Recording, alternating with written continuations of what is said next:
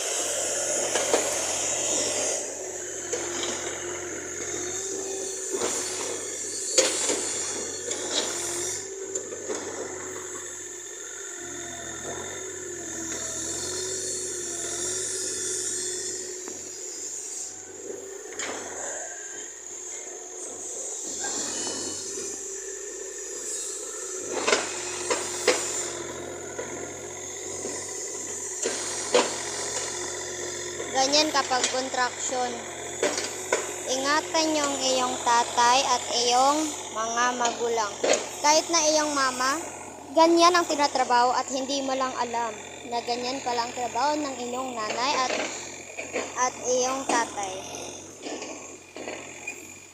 Respetuhin mo ang iyong nanay at tatay, saka mong bimbintuan ang mga ginawa mo sa kanya. Huwag magmura-mura. Pang-isa, huwag pagmura-mura. Pangalawa, huwag magsagot-sagot sa magulang. Pangatlo, bawal ka magsagot-sagot sa magulang mo. Pangatlo, bawal kang sumatsat. At pangalawa, huwag cellphone ng cellphone. Makakasira yan ngayon sa mga mata ng bata. Kaya ngayon, dapat ay magrespeto tayo sa magulang natin at sa ating itay. O yan o, tatay ko yan siya guys.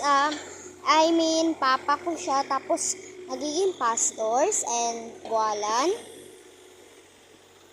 Ayan. Contractions.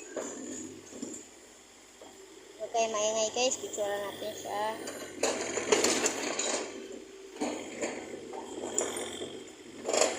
Yun ang iba guys, oh. Ayan, tinatrabuhan namin nila mga papa, oh. Ayan, building ng army.